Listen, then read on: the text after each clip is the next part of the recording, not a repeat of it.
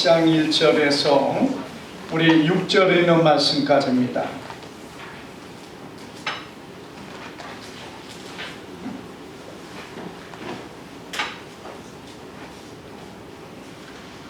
시편 1장 1절에서 6절입니다. 우리 한 절씩 교독합니다.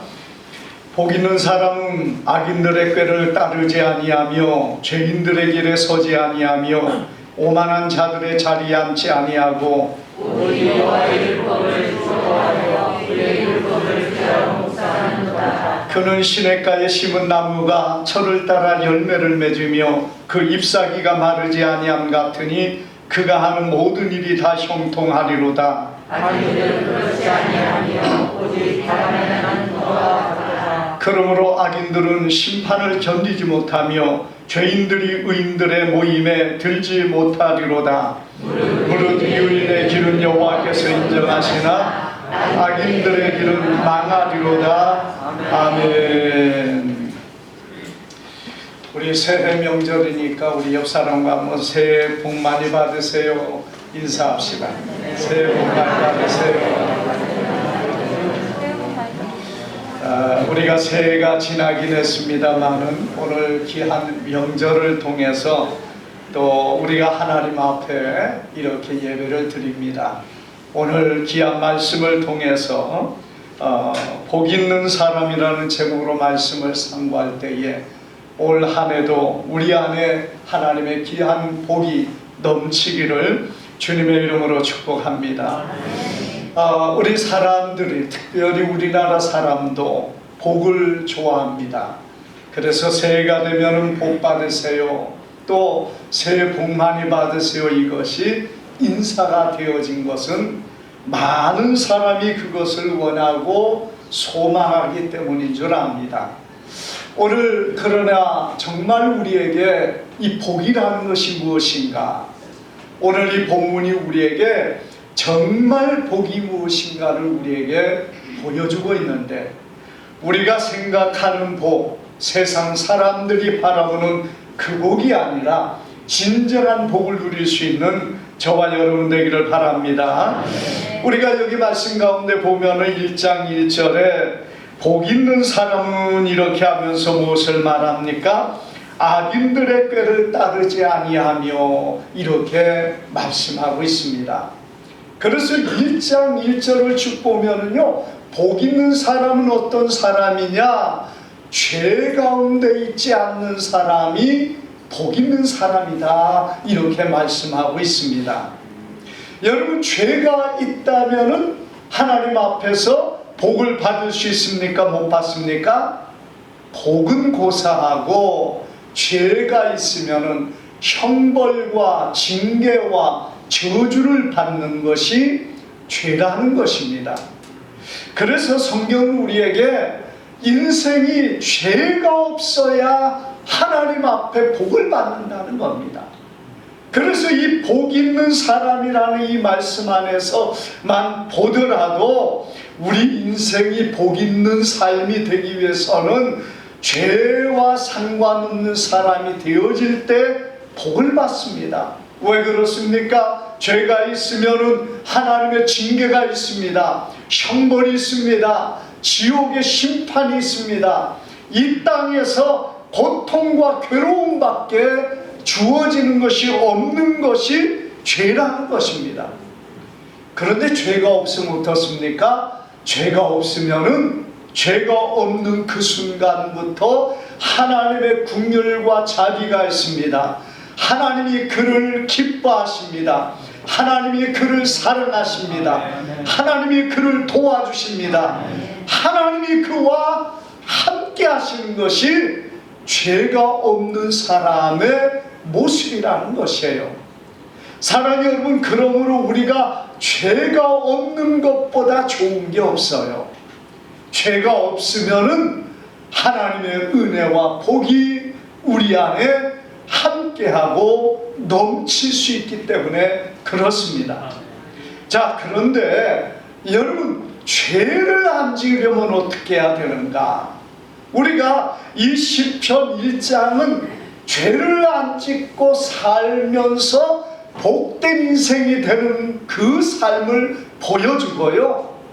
우리가 마태복음 5장 1절부터는 뭐라고 했습니까? 마태복음에서는 하나님의 백성이 되어서 누리는 그 여정에 대한 부분을 보여줍니다.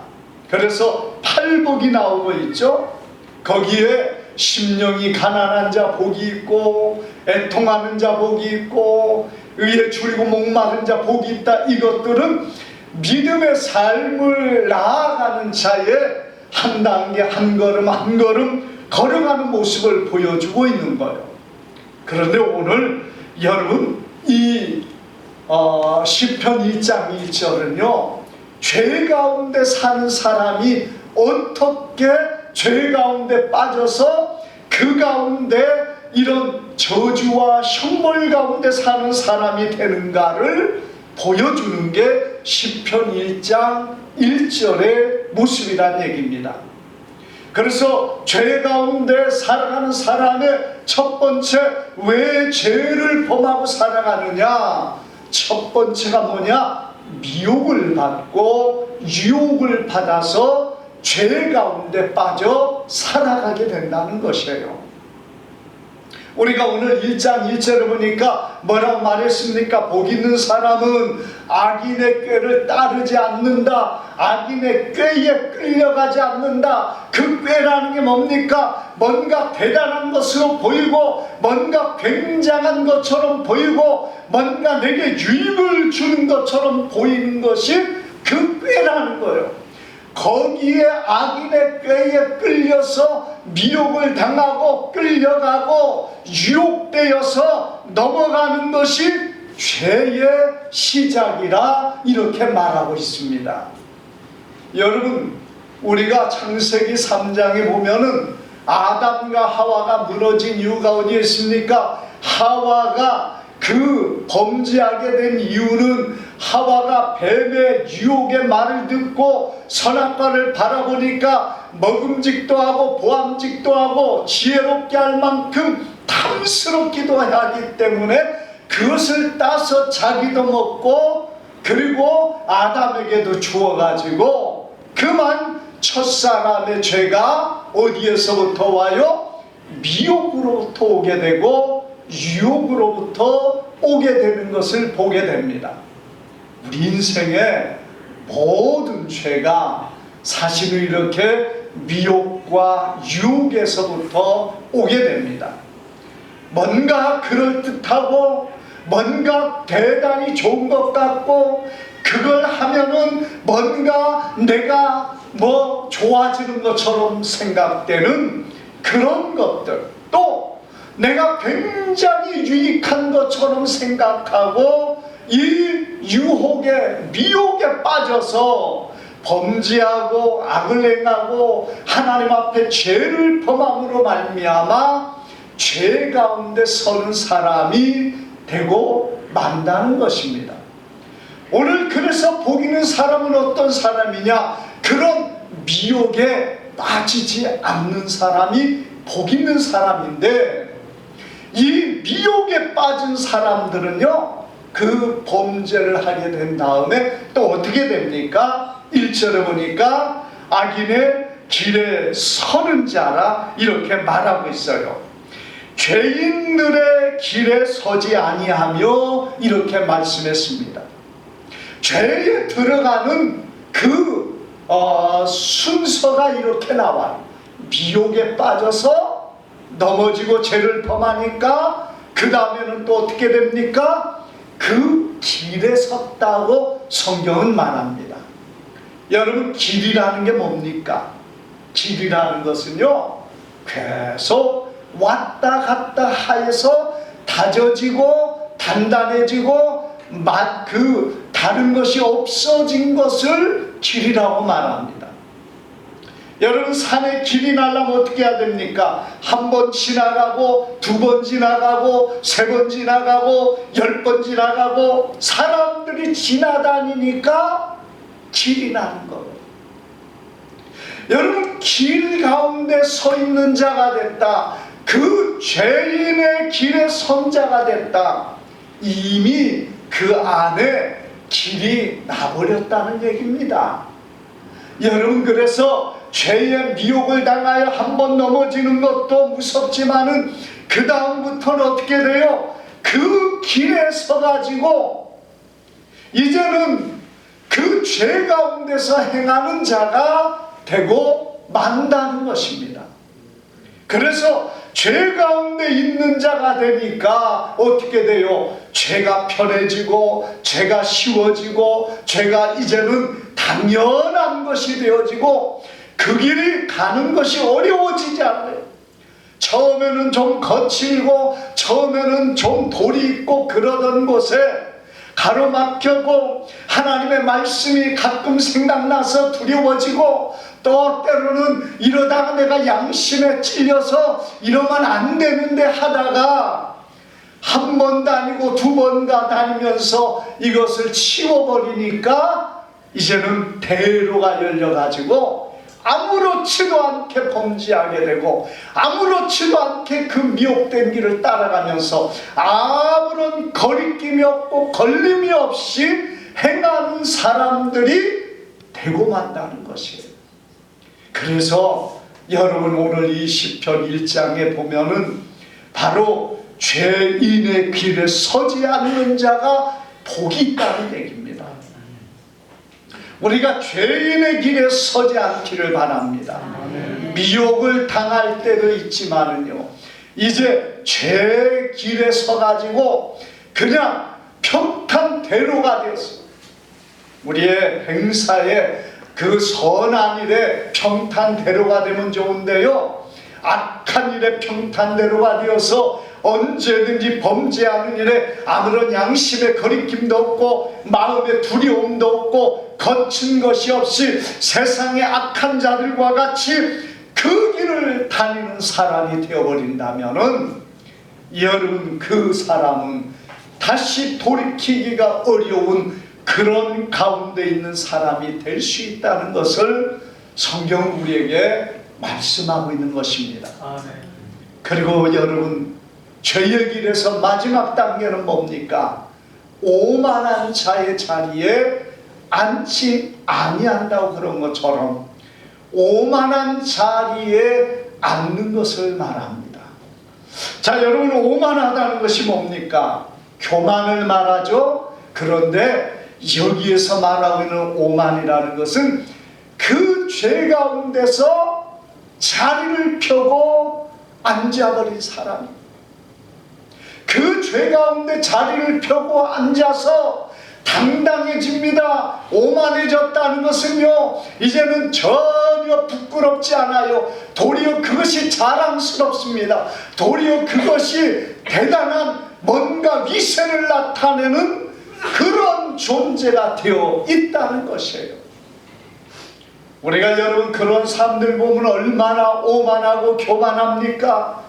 여러분, 그런 사람일수록 자기가 높임을 받으려고 그래요. 그래서 여러분, 이 조직 깡패들 보면은요, 여러분, 그 사람들은 90도로 절을 해요. 90도. 왜?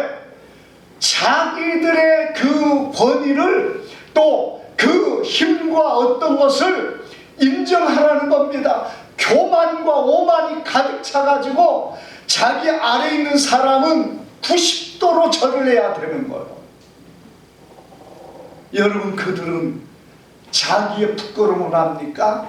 부끄러움 몰라요. 오히려 그것을 드러내기를 좋아하고 내가 이런 사람이 하면서 당당하게 그렇게 나갑니다. 어떤 모습? 교만과 오만한 모습으로 사람들에게 자신을 드러낸다는 거예요. 우리가 죄 가운데 죄가 그 안에 자리를 잡고 그 사람이 죄 가운데 자리를 잡은 사람이 되면은요, 그걸 자랑스럽게 여깁니다. 우리가 참, 여러분, 세상이요, 이제 그런 죄 가운데 있는 사람들이 요즘에는 당당한 그런 시대를 우리가 살아가고 있습니다. 옛날에는 부끄러워서 말도 못하는데 요즘에는 커밍아웃이라는 것을 가지고 여러분, 자기가 동성애라는 걸 자랑스럽게 자랑하고요, 자기의 죄악된 그 모습들을 당당하게 말합니다. 참 세상이 얼마나 악한지 몰라. 우리가 이 세상의 죄가요, 사람들을 미혹하고 넘어지게 하는 것들이 너무나 많은데, 우리의 삶에서 일상적으로 이런 일들이 일어나는, 그리고 주어지는 것들이 너무나도 많이 있다는 것입니다. 사랑하는 여러분, 그러므로 오늘 우리는 이 죄의 모든 것들이 우리를 지배하지 않기를 위해서 우리는 힘써야 될 줄 믿습니다.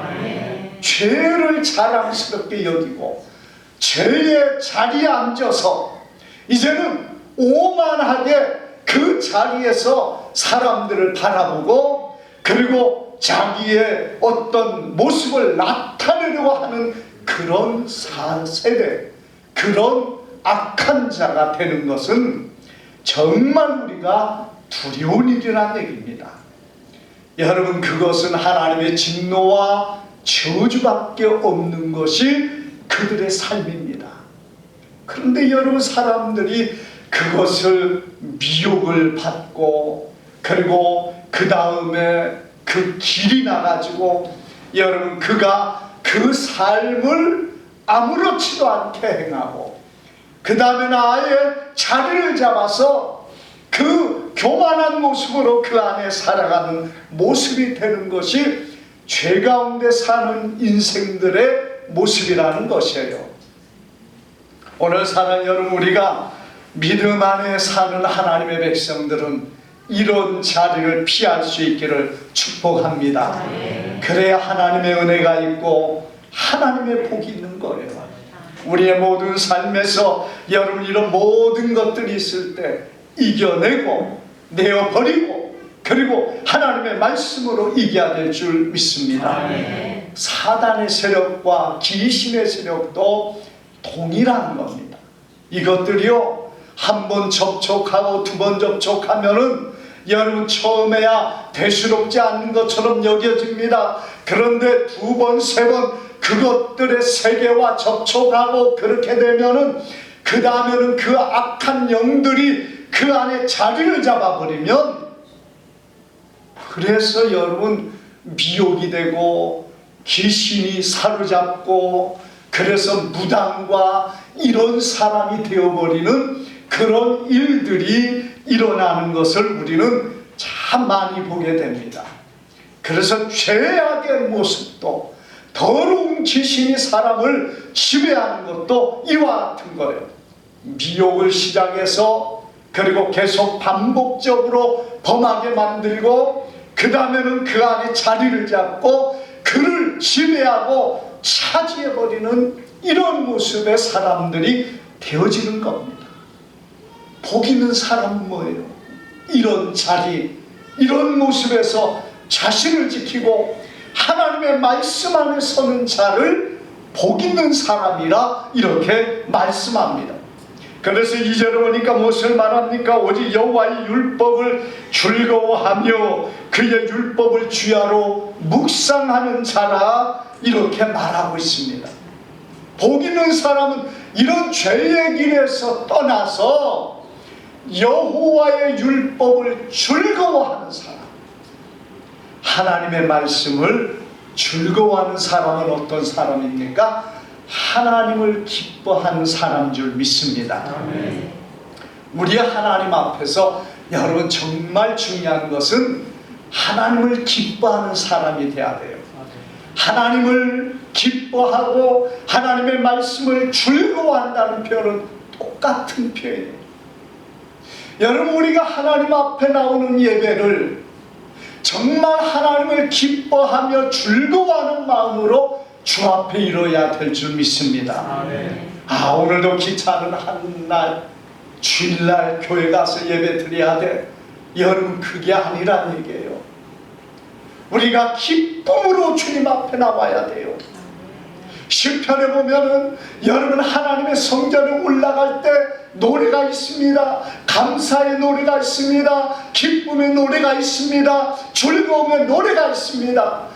여호와 하나님 앞에 올라가면서 즐겁고 기쁜 마음으로 오늘도 하나님 앞에 나아가는 그 마음으로 우리가 하나님 앞에 이르러야 되는데, 여러분 그 마음이 아니고 힘들고 귀찮고 어려운 시간으로 우리가 하나님 앞에 온다면 하나님이 기뻐하겠습니까? 우리가 하나님을 기뻐할 때 하나님이 우리를 기뻐하는 줄 믿습니다. 물론 하나님이 먼저 우리를 기뻐하시지만, 여러분 우리가 하나님을 기뻐하는 사람이 되면 그 하나님이 우리를 기뻐하신단 말이에요. 그런데 우리가 하나님 앞에 나오면서 힘들고 또 내가 바쁜 중에 교회를 예배 시간을 이렇게 해야 되는가, 이런 마음으로 우리가 하나님 앞에 온다면은 하나님이 얼마나 우리를 기뻐하겠습니까? 오늘 사랑하는 여러분, 정말 내게 주어진 하나님 앞에 섬김이 기쁨이 되게 하시고, 하나님의 말씀이 즐거움이 되게 하시고, 하나님을 의지하고 바라봄으로 주 앞에 서가는 귀한 복 있는 성도님 되기를 바랍니다. 그리고 주의 말씀을 뭐라고 했습니까? 주야로 묵상하는 자다, 이렇게 복 있는 자의 모습을 보여주고 있습니다. 여러분 우리가 주님의 말씀을 무엇을 얼마나 묵상하고 있습니까? 여기 우리가 말씀 가운데 보면 율법이라 이렇게 말하고 있어요. 사실 여러분 율법은 그렇게 막 힘을 주는 말씀도 아니고, 오늘 우리가 가지고 있는 성경처럼 내가 너와 함께 하실 것이다, 내가 너를 도울 것이다, 내가 의로운 오른손으로 너를 붙들리라, 이런 막 힘있는 말씀이 율법이 아니에요. 물론 우리가 구약의 전부가 하나님의 율법이라 이렇게 표현을 합니다만은, 율법은 뭡니까? 십계명을 율법이라고 말합니다. 여러분 우리가 보는 율례 모든 것들이 율법이에요. 하지 마라, 하라, 이런 것은 하지 마라, 저런 것은 이렇게 해라, 이게 여러분 율법이란 말입니다. 이 율법을 주야로 묵상한다는 얘기는 무엇이에요? 여러분 내가 하나님 앞에서 어떻게 하면 하나님을 기쁘시게 하며 하나님의 뜻에 따라 살까 하는 것을 연구하고 생각하고 깊이 묵상하는 것이 하나님의 말씀을 주야로 묵상하는 시간임을 믿으시기를 바랍니다. 아멘. 아마 우리 성도들이 하나님의 말씀을 그렇게 묵상하는 시간이 얼마나 있는지 모르겠어요. 그런데 여러분 적어도 말씀을 듣는 이 시간만이라도 우리가 하나님의 말씀을 깊이 있게 알기를 위해서 여러분 마음을 모아서 집중할 수 있기를 부탁합니다. 여러분 우리가 이 하나님의 말씀이요 얼마나 귀하고 놀라운 말씀입니까? 율법을 주야로 묵상하는 그 이유는 어떻게 하면 하나님 말씀대로 따라 살 것인가, 어떻게 해야 내가 하나님의 말씀 안에 바로 설 것인가, 그것을 찾아가는 삶이란 얘기입니다. 여러분 구약의 율법의 말씀 십계명 우리가 보면은 몇 가지, 10가지로 말하고 있는데요, 우리가 그걸 몰라서 잘 지키고 알아서 몰라서 못 지키고 있습니까? 우리가 그 말씀 잘 알잖아요. 그런데 그 말씀 우리가 얼마나 묵상해 봤어요? 내 부모를 공경하라, 어떻게 하는 게 공경입니까? 성경 공경하라는 그 말만 했는데 여러분 성경이 말하는 공경이 뭐예요? 부모님에게 따뜻한 밥 드리는 것만 공경입니까? 여러분 부모님에게 어떻게 하는 게 공경이냐 이거예요.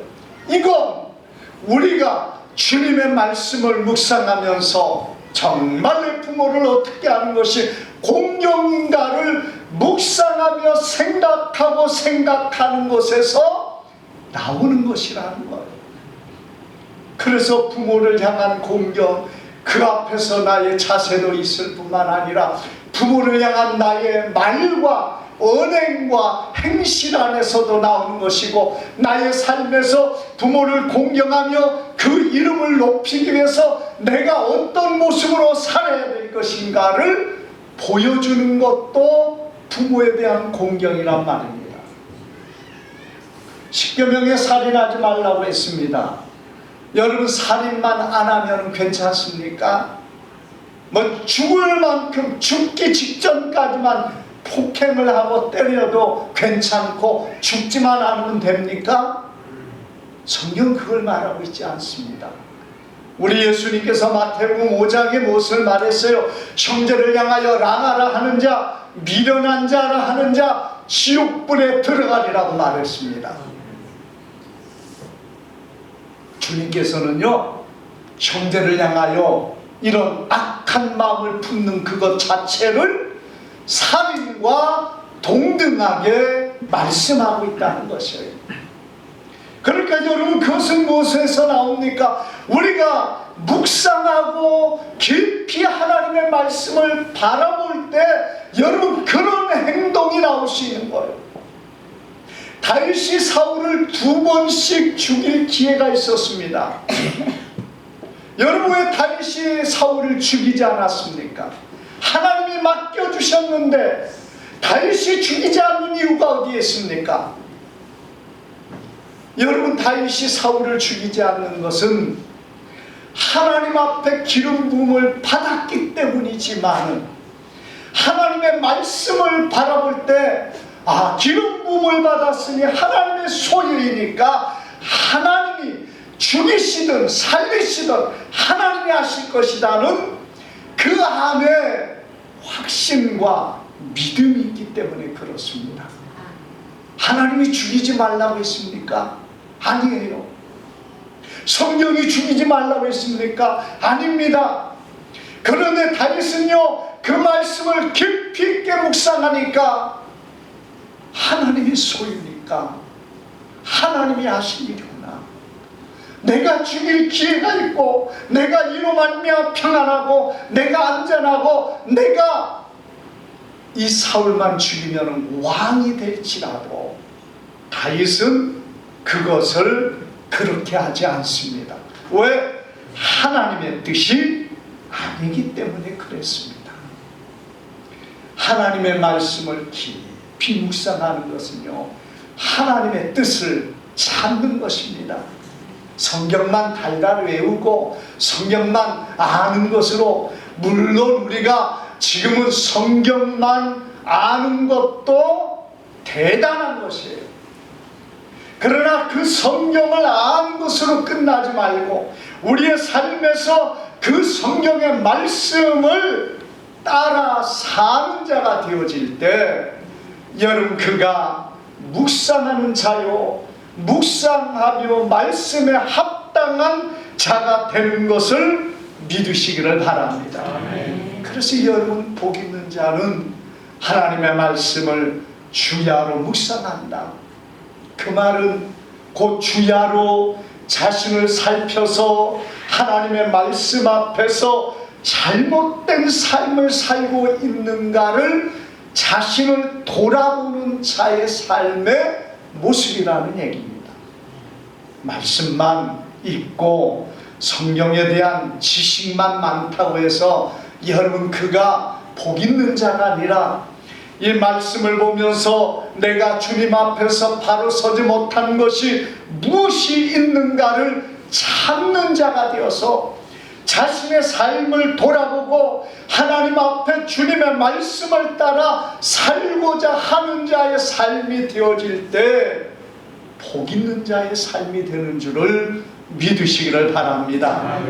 그렇게 될 때 진정한 복된 삶이 어떤 삶이라는 것입니까? 여기 3절에 보니까 시냇가에 심은 나무가 시절을 따라 열매를 맺는 것처럼 그런 열매의 삶이 되어진다는 것을 말씀합니다. 사랑하는 여러분, 우리가 이렇게 사는데 오늘 열매가 없다고 낙심합니까? 열매는요, 때를 따라서 맺히게 됩니다.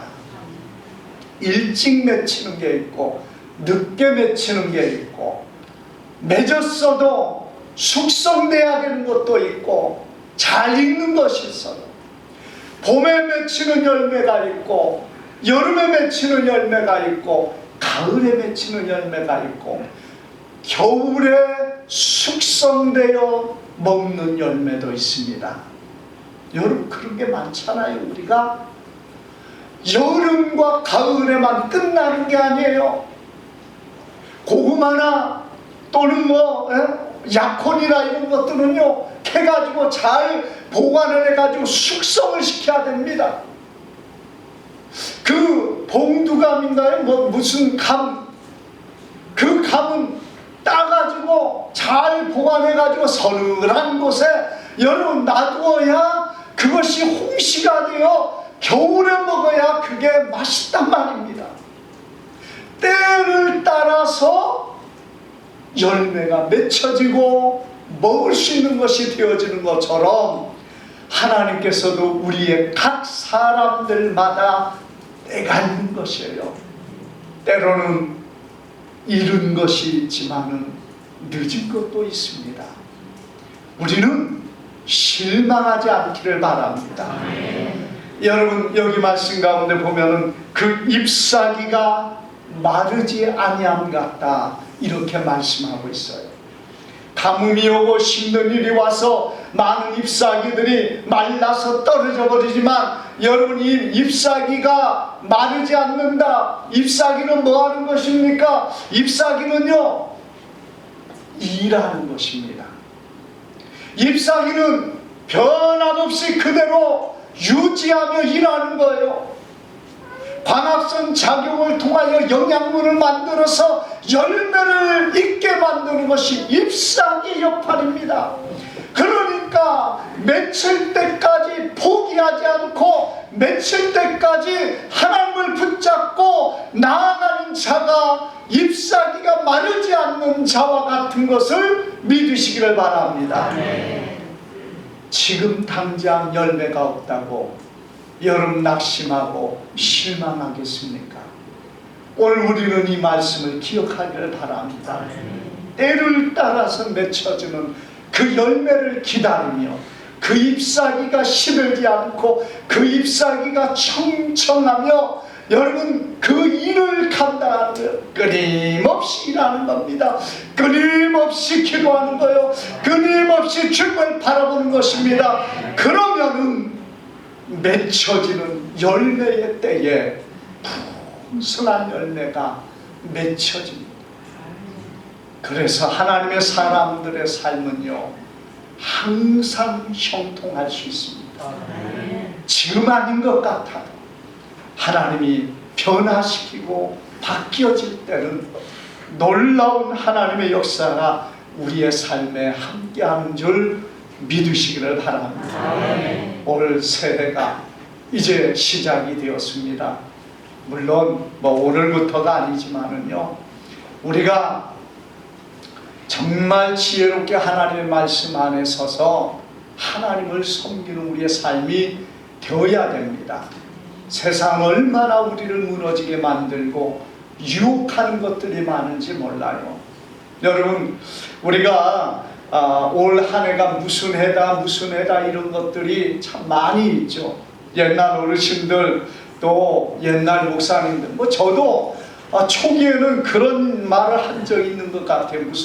무슨 김인년이네 어찌네 그런 말을 한 적이 있는 것 같으면서 이 무슨 해가 시작에 무슨 년이 시작되어서 하나님의 은혜가 함께하기를 바란다는 그런 인사를 한 번가 한 적이 있습니다. 돌이켜보면은 세상이 그걸 당연한 것처럼 얘기를 하지만 여러분, 그게 뭡니까? 이게 역술인들이 사주팔자 보는 그것이 바로 무슨 해고 무슨 해가 나오는 거예요. 우리 믿음의 사람들의 입에서 이것을 없애기를 바랍니다. 우리 사무한 장로님 기도하면서 혹시 그 말 나올까봐 제가 조금 그랬어요. 그런데 그 말이 안 나와서 너무 감사한데요. 저도 이렇게 나오는데 우리 집사님 장로님들이 기도하면서 혹시라도 그게요 점 보는 사람들이 말하는 거고 무당들이 말하는 거예요. 그건 올해는 뭐 검은 뭐 토끼 해다고 하면서 여러분 정해버리는 거예요. 이게 얼마나 우리가 무지하고 하나님의 말씀에 무지하기 때문에 무당이 쓰는 말을 끌어오고 그들의 원리를 가지고 우리의 삶을 재단을 합니다. 무슨 뭐 백만띠는 어떻고 무슨 뭐 용띠는 어떻고 이런 얘기들은요 다 무당과 역술인들이 사주팔자를 보면서 그것을 말하는 건데 그것을 우리가 그대로 받아들여 가지고 나는 무슨 때니까 내 운명이 이렇고 이렇고 이렇고 나는 무슨 때니까 내가 이렇고 저렇고. 여러분 어려움 없는 사람이 어디 있고 문제 없는 사람이 어디 있습니까? 이걸 재단하고 이것을 단정하는 운명론자들의 그러한 말들이 우리가 너무나도 쉽게 말하고 내가 그것을 받아들이고 있다는 얘기. 이게 얼마나 어리석은지 몰라요. 내가 무당의 자리에 앉아있는 거예요. 내가 역술인의 자리에 앉아있는 거예요. 하나님의 말씀을 선포하는 사람이 또는 하나님의 백성이 입으로 그런 말을 하면서 올 한 해는 검은 토끼니까 그런 식으로 운명을 만들어버리고 재단해버리고 올 한 해 이렇게 된다. 여러분 이것이 얼마나 하나님 앞에서 추하고 더러운 말인지 모릅니다. 우리가 띠를 말하고 해의 어떤 것 세상은요 마치 그게 지혜롭고 지식 있는 사람의 말처럼 말하고 있다는 얘기죠. 그런데 여러분 그거 우리 몰라도 돼요. 뭐 갑자을충 뭐 그런 것 우리가 몰라도 된다는 얘기예요. 올해가 무슨 해면 무슨 소용이 있어요. 올해는 우리에게 어떤 해입니까? 은혜의 해입니다. 아멘? 아멘. 은혜의 해예요. 하나님의 은혜가 있는 해요. 아멘. 하나님은 우리에게 마음껏 부어주시고 축복하시는 은혜의 해인 줄 믿습니다. 아멘. 그런 해가 돼야지 무슨 뭐 검은 띠니 뭐 돼지니 호랑이니 이딴 소리로 사람들을 미혹하고 그렇게 운명을 재단하고 그렇게 말하는 그것 자체가 여러분 그런 자가 되어질 때 역술인의 자리에 앉는 거예요. 귀신과 사단이 만들어낸 말을 자기 운명처럼 받아들이고 그리고 그것을 따라가는 사람이 되는 것은 가장 어리석은 자의 모습이라는 얘기입니다. 우리가 연세가 많기 때문에 과거의 습성에 젖어서 그런 것에 익숙하게 뭐 띠를 말하고 년을 말하는 것이 익숙한 사람들이 있기 때문에 여러분 그런 말이 있을 수 있어요. 몰라서 그러기 때문에 여러분들이 조금은 이해는 해 주셔야 되지만은 그러나 이제라도 우리의 입에서 그런 것들이 나오지 않기를 위해서 우리가 정말 말씀 안에서 바로 서가는 우리 모두가 되기를 주님의 이름으로 축복합니다. 기도합니다. 거룩하신 아버지